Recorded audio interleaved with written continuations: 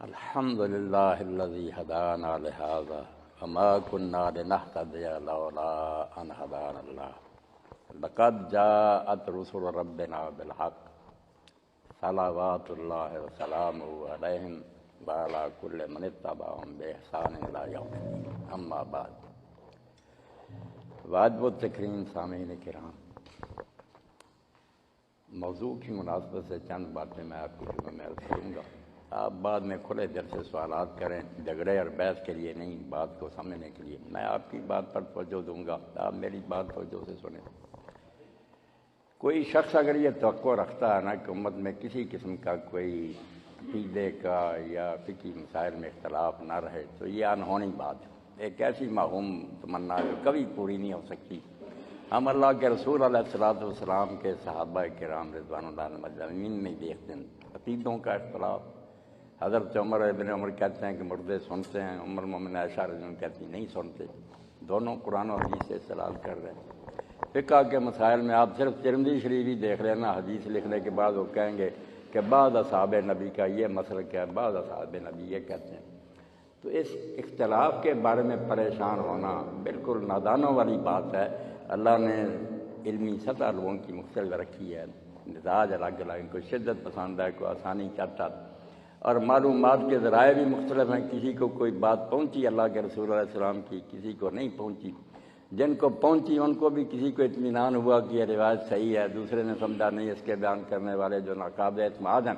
تو اختلاف بالکل فطری بات ہے۔ آپ اس کو ایک مثال سے سمجھیں کہ جیسے ایک درخت ہے نا، بہت بڑا تناور، اس کی کوئی شاخیں مشرق کی طرف چلی جاتی ہیں کہ مغرب کی طرف، تو اس اختلاف سے چیخنے کی ضرورت نہیں کہ وہ مشرق کو کیوں چلے گی، وہ مغرب کو کیوں چلے گی۔ یہ ایک بالکل نیچرل بات تھی کہ جن لوگوں نے دین سنا، ذہن کی سطح ان کی مختلف تھی، سمجھنے میں اختلاف ہو گئے۔ جب تک جڑ ایک ہے نا، اور اس جڑ سے وہ ٹہنیاں جڑی ہوئی ہیں، اس وقت تک وہ ایک ہیں، واحد ہیں، کوئی بات نہیں ان میں اگر اختلاف ہو بھی جائے، شاخیں جدھر کو مرضی چلی جائیں، جڑ ایک ہونی چاہیے۔ اب جڑ جو دین کی ہے نا، جس پر الحمدللہ مشرق سے مغرب تک مسلمان سب کے سب متفق ہیں، دل بمحبوب حجازی بستائیں دین جہت با یک دیگر پیوستہ ہے۔ ہم ہزار اختلاف کے بعد نسلیں الگ ہیں، زبانیں الگ الگ ہیں، علاقے جدے ہیں، خاندان جدے ہیں، مذہبی مسلک بھی جدے ہیں، مگر سب کا دل جو ہے نا محبوب حجازی محمد مصطفیٰ صلی اللہ علیہ وسلم جڑا ہوا ہے۔ امت کا ایک فرد بھی نہیں جو حضور کی شخصیت کے بارے میں اختلاف کرے، وہ شیعہ ہے، وہ بریلوی ہے، دیوبندی ہے، اہل حدیث، سب مانتے ہیں کہ اللہ کے پاک رسول سچے تھے، وہ جو کچھ اللہ کی طرف سے لے کر آئے برحق ہے، اور وہ آخری ہادی ہیں، ان کے بعد اب کسی ہادی کی ضرورت نہیں۔ اسی کو علامہ اقبال نے کہا دل بمحبوب حجازی بستہ، ہم سب نے محبوب حجازی کے ساتھ دل لگایا ہوا ہے، ذی جہت با یک دیگر پیوست، اس شے نے ہم ایک کیا ہوا ہے۔ یہ جڑ ہے جس کی وجہ سے ایک ہیں ہم، شاخیں ٹھیک ہے، کوئی ادھر کو چلی گئی کوئی ادھر کی، وہ بھی بدنیتی سے نہیں۔ یقین جانیں میں نے ساری عمر کے لوگوں کی کتابیں کھلائی، اصل کتابیں جناب عربی زبان میں، کہ یہ اسلام میں کیوں اتنے گروہ بنے ہوئے ہیں۔ پڑھا، بڑے بڑے ان میں متقی ہیں، ولی ہیں، تہجد گزار ہیں، نیک لوگ ہیں، کوئی لالچ نہیں ان کو دنیا کا، مگر کیا کرے، سب کے پاس حدیثیں ہیں، روایتیں ہیں۔ اب جھگڑا یہ ہے کہ اگر اللہ کے رسول علیہ السلام ہم میں موجود ہوتے، ہم آپ سے پوچھ لیتے، پھر انکار کوئی کرتا کافر ہو جاتا۔ اب ہمارے اور نبی علیہ السلام کے درمیان کتنے واسطے ہیں، میں نے فلاں سے سنا، اس نے فلاں سے سنا، کچھ کہہ دیتے ہیں علماء کی یہ راوی ثقہ ہے، قابل اعتماد ہے، دوسرے کہتے ہیں نہیں یہ کذاب اور جھوٹا۔ تو جن کو اعتماد ہو جاتا کہ یہ روایت صحیح ہے وہ اس پر عمل کرتے ہیں، یہ سمجھ کر کے سرکار رسالت مآب صلی اللہ علیہ وسلم کا فرمان ہے، اللہ ان کی اس نیت کا انہیں اجر دے گا۔ دوسرے لوگ کہتے ہیں یار یہ روایت مستند نہیں، ثابت نہیں ہوتی، نبی علیہ السلام کی بات رد نہیں کر رہا ہے، راویوں پر اعتماد نہیں کر رہا ہے کہ یہ بیان کرنے والے جو ہے نا یہ قابل اعتماد نہیں ہیں۔ علم والے لوگ ان سے واقف ہیں۔ میں خود اہل حدیث اور علماء جو اس دور میں ان کی بات کرتا ہوں کہ علامہ ناصر الدین البانی کہتے ہیں اللہ ان پر رحمت کرے کہ یہ روایت ضعیف ہے، اور ہمارے حافظ علی زئی صاحب کہتے ہیں نہیں یہ صحیح، کسی کو وہ صحیح کہتے ہیں دوسرا ضعیف کہتا۔ تو یہ علم کا اختلاف جو ہے اس سے گھبرانا نہیں چاہیے، اس کو روک دینا بہت ظلم ہے، مگر تفریقم بین المومنین اتنا جرم ہے، مسلمانوں کو ٹکڑے کرنا، اس اختلاف کی وجہ سے الگ الگ گروہ بنانے، مسجدیں الگ ہیں، نماز نہیں دوسروں کے ساتھ پڑھنا۔ کہ آپ دیکھتے ہیں سورہ توبہ میں مسجد بنائی لوگوں نے، اور نبی علیہ السلام سے کہا کہ حضور آپ اس کا افتتاح کر دیں، تو اللہ نے اس جرم کی وجہ سے کہ یہ تفریقاً بین المومن، مسلمانوں کو ٹکڑے کرنے کے لیے یہ مسجد نہیں جلا دیا گیا اس کو۔ آپ نے کہا میں مدینہ میں بعد میں داخل ہوں گا، کچھ تبوک سے واپس آ رہا ہے، پہلے جا کر اس مسجد کو ویران کرو۔ اور اب کوئی آدمی جانتا بھی نہیں کہ وہ مسجد ضرار قباء کے پاس کہاں بنی تھی، نشان مٹا دیا کہ مسجد نہیں، یہ بے ایمانوں کا اڈا کہ مسلمانوں کے ٹکڑے کرنا چاہتے ہیں۔ تو یہ تفریق بین المومن جرم ہے، اختلاف کوئی جرم نہیں، نہ کوئی روک سکتا۔ صحابہ کرام رضوان اللہ علیہ مجمعین سے چلا آ رہا، قرآن مجید کی آیتوں کی تفسیر میں اختلاف ہوا، فقہی مسائل میں ان کے فتوے الگ الگ ہوئے، سب کتابوں میں موجود ہیں۔ نہیں، ہم ان کو برا نہیں کہہ سکتے، سب کی نیتیں ٹھیک تھیں، ہم ترجیح دے سکتے ہیں کہ میرے علم کی حد تک یہ بات زیادہ وزنی ہے، آپ اس کو اختیار کریں، مگر کسی کو اسلام سے خارج کرنے جب جڑ سے جڑا ہوا نا، جڑیں تین ہے، سب سے بڑی جڑ تو خود رسول اللہ۔ اگر ایک شخص آپ کو نبی مانتا ہے آخری، ہم اس کو کافر نہیں کہہ سکتے، گمراہ کہہ سکتے ہیں، اس کی بات غلط کہہ سکتے ہیں، جاہلیت کی بات ہو سکتی ہے، مگر جب تک وہ یہ سرحد پار نہیں کرتا کہ میں نہیں حضور کو نبی مانتا، کافر نہیں کہہ سکتے۔ آپ شکر ادا کریں کہ مشرق مغرب حضور کے پروانوں سے بھرا ہوا، کجا وہ نامراد جو آپ کی توہین کرتے ہیں، خاکے چھاپتے ہیں، کہاں وہ ملعون ہے، اور کہاں وہ ہیں شیعہ سنی بریلی جو آپ کے نام پر جانے دے رہے ہیں۔ یہ کیوں کافر ہے؟ کس وجہ سے کہا حضور کو ماننے سے انکار کیا؟ نبی علیہ السلام سے لوگوں کو جو کچھ پہنچا ہے وہ پہنچانے والوں نے ہی مختلف انداز سے پہنچایا۔ جو پڑھتے نہیں نا، وہ اپنی جگہ مطمئن کنویں کی میڈک کہ ہمارے پاس ہی دین ہے، وہ پڑھیں تو پتہ چلے کہ دوسروں نے باقاعدہ حدیثیں لکھی ہیں، بڑے بڑے ان کے عالم ہیں، تہجد گزار ہیں، نیک ہیں، پرہیزگار ہیں، کافر نہیں مرنا چاہتے، کریں کیا؟ جو مواد ملا وہ مختلف ہے، نبی علیہ السلام سے جو کوئی ملا اس کو ماننے میں سمجھنے میں لوگوں کا اختلاف ہو گیا، تو گھبرانے کی بات نہیں۔ جڑیں تین ہیں دین کی، عقیدے بہت ہم نے بنا لیے، تین عقیدے جو ہے نا امہات العقائد، بس اسلام اس پر کھڑا، اللہ کو مانے کہ اس کائنات کا ایک بنانے والا اور اس کو چلا رہا، وہ ایک ہے، کوئی اس کا شریک نہیں، یہ ایمان باللہ۔ اور دوسرا مانے کہ اس نے پیدا کرنے کے بعد ہمیں یوں ہی نہیں چھوڑ دیا کہ ٹانگ ٹوئیاں مارتے رہیں، شروع سے آدم علیہ السلام سے لے کر نبی کریم صلی اللہ علیہ وسلم تک رسولوں اور نبیوں کا ایک سلسلہ قائم کیا کہ لوگوں کو بتاؤ کہ اللہ ان باتوں میں راضی ہے، یہ نبوت ایمان برسالت۔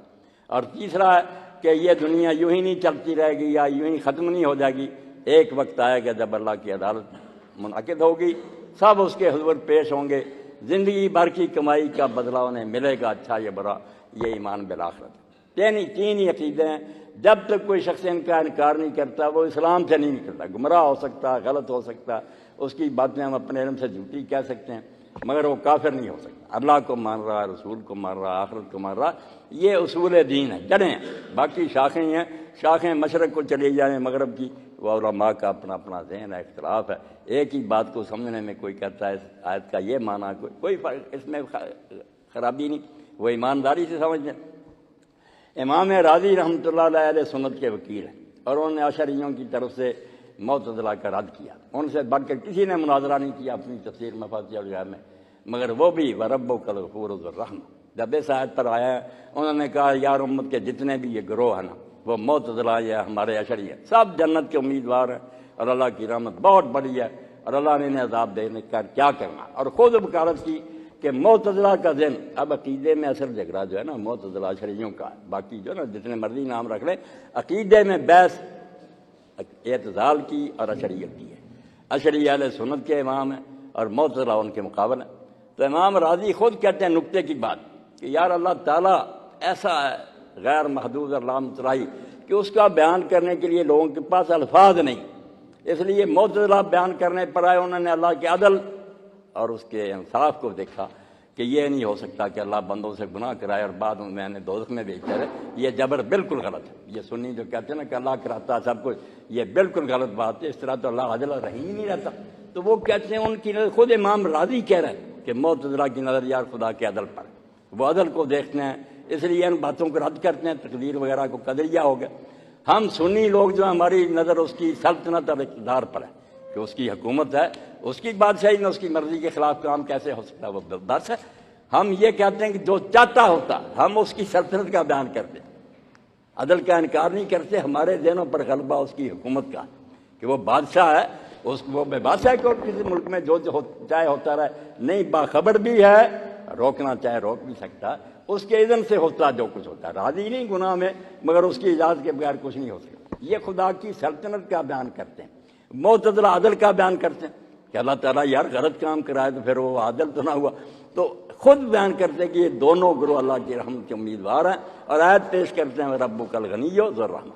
تیرا رب غنی ہے، انہیں اسے عذاب دے کر کیا فائدہ ہوگا، وہ سب پر رحمت کرے گا۔ اور اسی طرح آپ مسلک جو ہیں یہ فقہی، اس میں دیکھ لیں متشدد لوگ جو جی چاہے کہتے رہے، ہمارے ہاں بھی کئی لوگ کہتے ہیں جو فاتحہ نہیں پڑھتا اس کی نماز نہیں۔ اب امام ترمذی خود لکھتے ہیں کہ یہ چھوٹا سا گروہ ہے متشددین کا جو کہتا ہے ورنہ فاتحہ پڑھنے والے پڑھتے رہے ہیں، نہ پڑھنے والے پڑھتے رہیں، یہ فتویٰ نہیں کسی نے دیا تھا کہ نماز نہیں، نماز سب کہتے تھے درست ہے، یہ تھا کوئی کہتے تھے پڑھ لینا بہتر ہے۔ متشددین کے ایک گروہ کا ذکر کیا، چھوٹا سا ٹولہ جو کہتا ہے نماز نہیں۔ اب نبی علیہ السلام سے جو کچھ ہمیں ملا اور صحابہ کرام، میں نے بڑے بڑے حدیث علماء کی کتاب میں دیکھی دیوبندیوں کی، جب فاتحہ پر لکھتے ہیں تو شروع میں لکھتے ہیں مقدمہ میں کہ نبی کریم صلی اللہ علیہ وآلہ وسلم کے صحابہ کرام تین طرح کے تھے، ایک سورہ فاتحہ پڑھتے تھے ہر حال میں، بے شک امام جہری نماز پڑھائے یا آہستہ پڑھے، ان میں سیدنا عمر بن الخطاب رضی اللہ عنہ تھے، آپ نے خود کہا کہ بے شک میں جہر سے پڑھوں میرے پیچھے پڑھو۔ ابو ہریرہ رضی اللہ عنہ سے ان کے تھے، نہ ان کے منہ میں آگ پڑے گی، بکواس کرتا جو کہتا فاتحہ پڑھنے والے کے منہ میں پتھر پڑے، جھوٹ بول، اور جو نہیں پڑھتے تھے ان میں کاتب وحی ہیں، حضرت زید بن ثابت ان کا منصب تھا، قرآن وہ لکھتے تھے، ان کا امام مسلم لکھتے ہیں کہ وہ کسی نماز میں پیچھے قرآن نہیں پڑھتے، حضرت زید اتنے بڑے آدمی، اور زیادہ تعداد وہ تھی جو جہری نمازوں میں خاموش رہتے تھے، سری نمازوں میں فاتحہ بھی پڑھتے تھے، اپنی اپنی صورت بھی پڑھتے تھے، جب تک۔ اب یہ تینوں میں سے کس کو کہو گے کہ اس کی نماز نہیں؟ کون ظالم ہے جو کہے گا رسول خدا کے صحابہ جو بے نماز مرے؟ آدمی کو حد کے اندر رہنا چاہیے۔ آپ کہہ دیں کہ میرے خیال میں یہ مسلک زیادہ بہتر ہے، بسم اللہ، مگر یہ کیوں کہتے ہیں کہ اس کی نماز نہیں؟ یہ فتویٰ دے کر آپ کن کی داڑیاں نوچ رہے ہیں؟ کتنے عظیم و شان امت کے بزرگ ہیں، ان کی توہین کر رہے ہیں۔ تو فقہی مسائل میں بھی میں نے ایک شخصیت کو دیکھا اور میں یہی عمل کرتا ہوں، میرا جو کچھ چاہتا بگاڑتا پھرے، حضرت سفیان ابن عیینہ، اتنے بڑے امام ہیں، محدثین ان کے شاگرد، ان کا امام لکھتے ہیں بر التمہید میں کہ وہ کسی نماز میں رفع دین کرتے تھے، کسی میں نہیں کرتے تھے، دونوں عمل سنت۔ شاہ ولی اللہ رحمۃ اللہ علیہ فرماتے ہیں فعلوا مرۃ ترکوا مرۃ، کبھی حضور یہ کام کرتے تھے کبھی چھوڑ دیتے، سنت غیر مقلہ تھی، نہ یہ ہے کہ چھوڑا ہی نہیں اور نہ یہ ہے کہ بعد میں بند کر دیا تھا، یہ بند کرنے والے بھی جھوٹے ہیں۔ ہمارے اس ملک میں بر صغیر میں کوئی اتنا محقق اور اچھا عالم نہیں پیدا ہوا، مولانا عبدالحی لکھنوی رحمۃ اللہ علیہ، حنفی ہونے کے باوجود انہوں نے شرح بکایا کا حاشیہ لکھا، عمدۃ الرحیٰ ہدایات پر لکھا، اور امام محمد رحمۃ اللہ علیہ کی معطا جو تھی اس پر پورا حاشیہ تاریخ الموجد،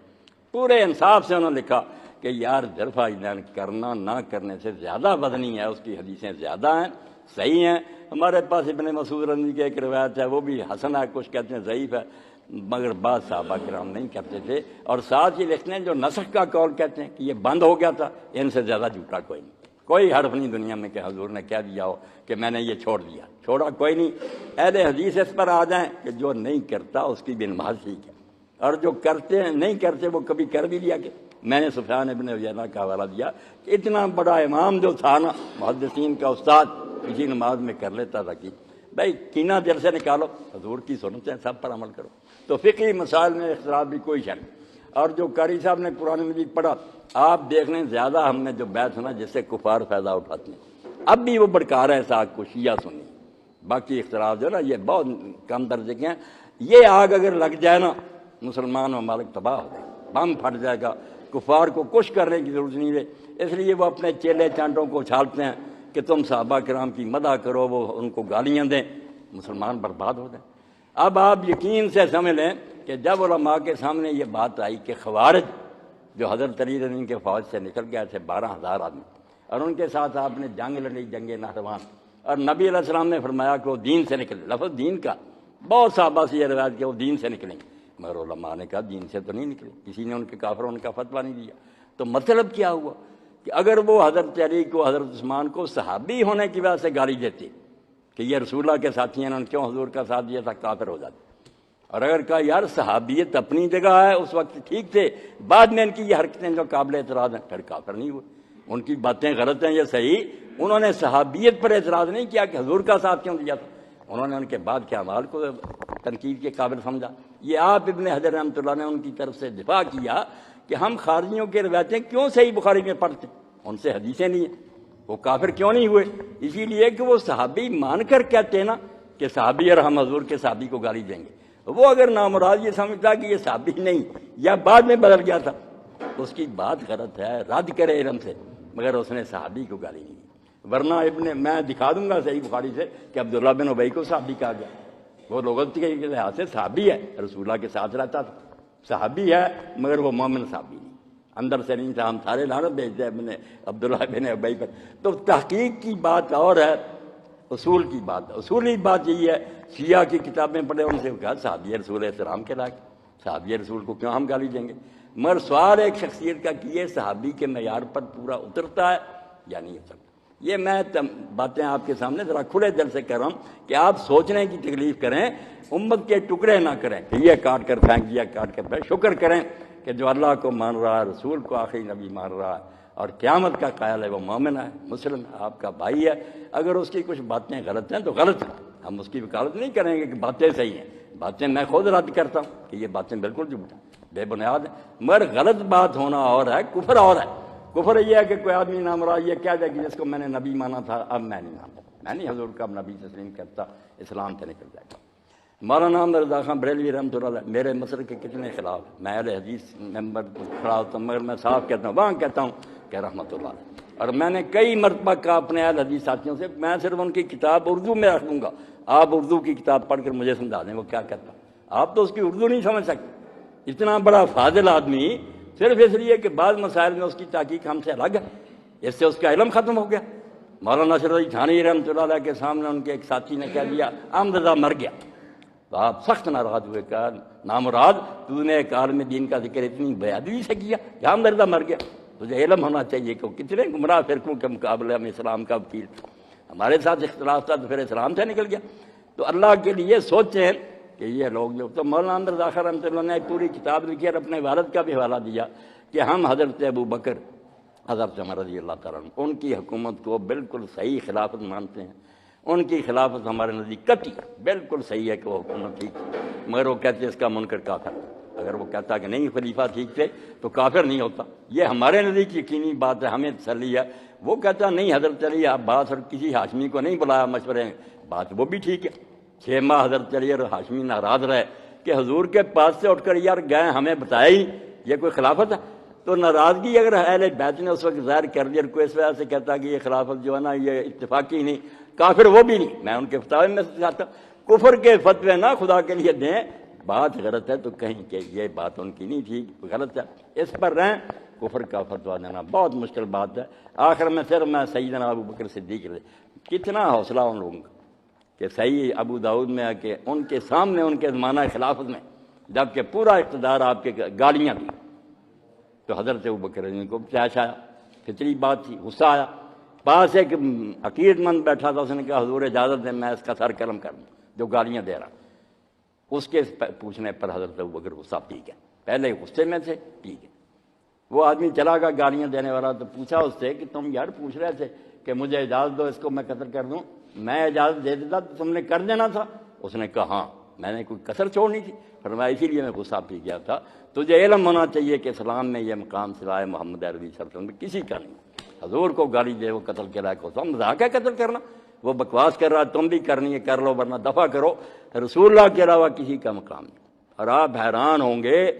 ہمارے جو حنفی علماء تھے ان میں آخری دور میں جب سلطنت عثمانیہ ختم ہونے پر آئی ٹرکی حکومت تو وہ شام میں سب سے بڑے عالم تھے، آج حنفی علماء ان کی کتاب کو اپنا مرجع سمجھتے ہیں، رد المختار، کئی لوگ نام بھی غلط لیتے ہیں، مختار نہیں، الدر المختار متن ہے، شرح اس کی رد المختار، حیرت سے نکلا کہ جو لوگ حیران ہیں ان کو میں نے لوٹایا کہ صحیح مفہوم یہ بڑی محنت سے لکھی۔ اب انہوں نے پوری کتاب لکھی، اس زمانے میں کچھ مولویوں نے کہا قانون بنا جو صحابی کو گالی دو قتل، تنبیہ الولاۃ والحکام، پوری کتاب ہے کہ میں گورنر اور حاکموں کو یہ تنبیہ کرتا ہوں کہ یہ قانون بالکل نہ بنانا، سیدھے جہنم میں جاؤ، صحابی کو گالی دی کافر ہو گیا، بکواس کیا اس نے ایک مسلمان کو گالی دی، مگر کافر کیوں ہوگا؟ کافر حضور کو گالی دے گا تو ہوگا۔ پوری کتاب آپ رسائل ابن عابدین میں پڑھ لیں، اس لیے علماء کو چاہیے کہ وہ دین پڑھیں، اور دین میں جو حدود متعین ہے نا، ٹھیک ہے جو گالی دیتا ہمارے اندر ایک بڑا بے ایمان ہے، بہت برا ہے، مگر کافر کیا کر قتل کرنا کوئی آسان ہے؟ حضرت شیخ الاکبر محی الدین لکھتے ہیں کہ ایک آدمی نے اما عائشہ رضی اللہ تعالیٰ عنہ کو گالی، اب علماء کی کتنی احتیاط، ساری فقہ کی کتابیں بڑھی ہیں کہ اما پر اعتراض کرے نا وہ افک والا کہ آپ نے گناہ کیا تھا، جو بہتان تھا، کافر ہو جائے، اللہ نے آپ کی وریت کر دی۔ اس کے علاوہ اور کوئی اعتراض کرے بڑا بڑا کہ کافر نہیں ہوگا، وہ باتیں تاریخ کی ہیں۔ قرآن کا منکر تب ہوگا جب کہے کہ وہ زنا والی تہمت تھی، پھر بے ایمان کافر ہو جائے گا۔ کتنی بات کہ اور بکتا رہے گناہ گار ہوگا، اگر افک کا قائل ہو جائے کہ وہ بہتان سچا تھا، کافر۔ تو ایک آدمی نے گالیاں دی تو شیخ لکھتے ہیں کہ علماء نے سوچا کہ اب ہم تو اس کو سزائے موت نہیں دے سکتے، مگر مالکی جو قاضی ہے نا ان کے ہاں تعزیر کا بڑا دائرہ ہے، وہ چھوٹے چھوٹے جرموں پر سزائے موت دیتے ہیں۔ مالکی قاضی کے پاس لے گئے، اس نے نا سزائے موت سنا دی۔ اب وہ گالیاں دینے والا کہتا رہا کہ قاضی صاحب سوچ لو کہ قیامت کے دن میرے قتل کا کیا جواب پیش کرو، میں نے گالیاں دی ہیں تو یہ جرم بنتا ہے اسلام میں قتل کا، مگر اس نے کرا دیا۔ تو شیخ الاکبر محی الدین فرماتے ہیں میں نے زندگی بھر دیکھا کہ وہ قاضی روتا رہتا تھا کہ یار اگر یہی بات اس نے قیامت کے دن کہی، میرے پاس کیا ادھر، کیا میں پیش کروں گا، قتل کیوں کروایا؟ اس لیے میں نے یہ جوابیں جو کہہ دیں، میری تلخ نوائی گوارا کر کہ زہر بھی کبھی کرتا ہے کار تیری آگے۔ اگر اس امت کی سمجھ میں بات آ جائے نا کہ جب تک تم اللہ کو مان رہے اور رسول اللہ کو مان رہے آخرت کو مان رہے، تم ایک ہو، اختلاف اپنی جگہ پر رکھو، اس کو شرافت اور تہذیب کے دائرے میں رکھو۔ علم کے طور پر تو آدمی اکٹھے ہوں بات کر لیں، دوسرا قائل ہوتا ہو نہیں ہوتا تو بالکل اس کو بھائی سمجھیں۔ خدا وہ ہندو سکھ اور عیسائی یہودی جو نعوذ باللہ حضور کو گالیاں دیتے ہیں، ان سے ہمارا کیا رشتہ؟ رسول اللہ صلی اللہ علیہ وسلم ماذ حکم نسبت ملت ہے، یقین جانیں ہم اگر مشرق سے مغرب تک ایک امت ہیں تو صرف رسول اللہ کے واسطے کہتے ہیں۔ کس کو مانتے ہیں؟ محمد رسول اللہ کو مانتے ہیں۔ جب تک یہ نسبت قائم ہے کوئی نہ کسی کو کافر کہے، ایک دوسرے جزو کو نہ کاٹو، جسم کے اعضاء ان کو اپنے ساتھ رکھو، کوئی ذرا اس میں خرابی ہے تو محبت سے سمجھا دو، مانتا ٹھیک ہے ورنہ اس کو جینے دو، اللہ کے ہاں خود جا کر جواب دے گا۔ بنیادی باتیں میں نے آپ کے سامنے عرض کر دیں کہ اصول دین تین ہے، اللہ ہے، رسول ہے، آخرت ہے، ان کو جو مانتا ہے وہ مسلم ہے، باقی کوئی بات اس کی غلط ہے صحیح ہوتی رہے۔ اور صحابی کو صحابی کہہ کر کہ یہ واقعی حضور کا ساتھ دیا اس نے، اس ساتھ دینے پر میں ناراض ہوں، پھر کفر ہے۔ اور اگر کہتا نہیں وہ جو ساتھ دیا وہ تو بسم اللہ، مگر بعد میں یہ باتیں جو کی غلط ہے، پھر ایک علمی بات ہے، اس سے کافر کہنے کا کیا تو۔ اسی لیے ناسبی جو ہے نا، جو حضرت علی رضی اللہ عنہ کا لعنت کرتے ہیں، ان کا بھی امام تہذیب میں لکھتے ہیں کہ امام بخاری نے ان سے حدیثیں نہیں، وہ کہتے ہیں یار اگر وہ گالی دیتے کہ علی نے رسول اللہ کا ساتھ کیوں دیا، مسلمان نہ رہتے۔ اگر وہ کہتے ہیں نہیں وہ ٹھیک تھا ساتھ مگر بعد میں یہ کام کیوں کیا،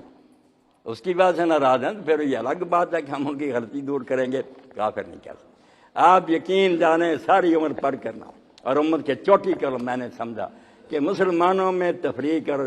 جدائی پیدا کرنے کی کوئی گنجائش نہیں، اس سے بڑا کوئی جرم نہیں، سب جرم ہلکے ہیں، اس سے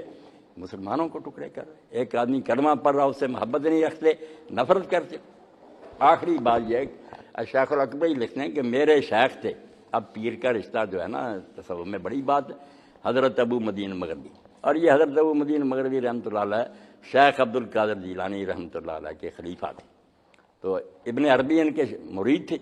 وہ کہتے ہیں شہر کے ایک عالم میرے شیخ کو اچھا نہیں جانتے تھے، اس لیے میں ان سے ناراض تھا، میں نہیں سلام کلام ان سے رکھتا تھا۔ تو خواب میں نے دیکھا سید کائنات فخر موجودات حضرت محمد رسول اللہ صلی اللہ علیہ وسلم، خود لکھتے ہیں، اور آپ اتنے غیظ میں تھے، ناراضگی میں تھے، اور مجھے کہا محی الدین تم فلاں عالم سے ناراض ہو؟ تو میں نے کہا کیوں؟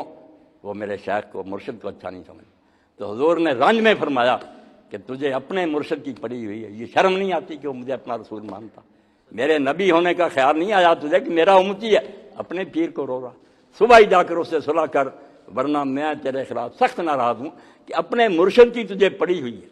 جو میرے ساتھ اس کا تعلق ہے کہ مجھے نبی مانتا ہے، اس کی تجھے کوئی فکر نہیں اور لحاظ نہیں۔ صبح ہی جا کر معافی مانگی اور ان سے تعلق بحال کیا۔ نبی علیہ السلام کے رشتے کو آپ مقدم جانیں، باقی سب بات کی باتیں، کوئی مولانا مودودی کو برا کہتا ہے، کوئی مولانا احمد علی کو کہتا پھر کوئی محبت رکھتا ہے رکھے، مگر جب تک وہ اللہ کے رسول کی ذات پر ہے نا قائم، اس میں کوئی شک شبہ نہیں، وہ ہمارا دینی بھائی ہے، ہم اس کے پیچھے نمازیں پڑھیں گے۔ میں کہتا ہوں کتنی رحمتیں حضرت عثمان غنی کہ لوگ ان کو قتل کرنے کے لیے آئے ہوئے، مکان گھیرا ہوا، مسجد میں جانے سے روک دیا، تو ایک آدمی نے عبید اللہ ابن عدی ابن الخیار نے آ کر کہا صحیح بخاری میں کیا امیر المومنین امام تو آپ ہیں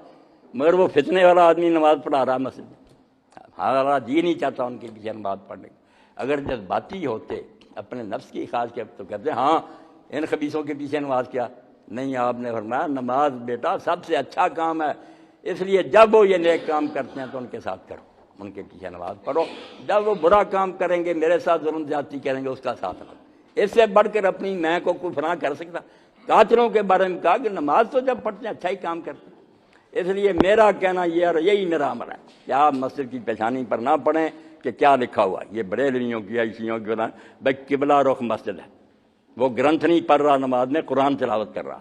اس کا عقیدہ کوئی خراب ہے، کہیں دین میں نہیں آیا کہ عقیدہ پتہ کرو۔ امام ابن حزم نے پوری فصل لکھی ہے کہ صحابہ کے آخر دور میں رافضی نکلا ہے، خارجی نکلا ہے، بڑے بڑے فاسق پیدا ہو گئے، ایک صحابی کا واقعہ نہیں ملے گا کہ کسی کے پیچھے نماز پڑھنے سے انکار کیا۔ نماز کیوں چھوڑے؟ وہ اگر غلط ہے اس کا عقیدہ جواب دیتا پھرے گا۔ نماز میں صرف دیکھیں قرآن صحیح پڑھ رہا، رکوع سجدے ٹھیک کر رہا، قبلہ روکا ہے، اللہ اللہ خیر سلا۔ تو اللہ تعالیٰ مجھے اور آپ سب کو توفیق دے کہ جو رشتہ ہمارا محمد عربی صلی اللہ علیہ وسلم سے ہے اس کو ہم سب سے مقدم جانیں، جو حضور کو مانتا دل و جان سے ہمیں پیارا، اس کی کوئی بات غلط ہوگی تو ہم حرانیاں کہیں گے غلط ہے، مگر کافر نہیں کہیں گے، نہ اس کو کاٹ کر پھینکیں گے۔ اب آپ جو جی چاہے سوال کر سکتے ہیں، کھلے دل سے کریں مگر سمجھنے کے لیے۔ وآخر دعوانا الحمدللہ رب العالمین، وصلی اللہ تعالی علی عبد اللہ ورسولہ خاتم النبیین سیدنا و نبینا و مولانا محمد و آلہ وصحبہ اجمعین۔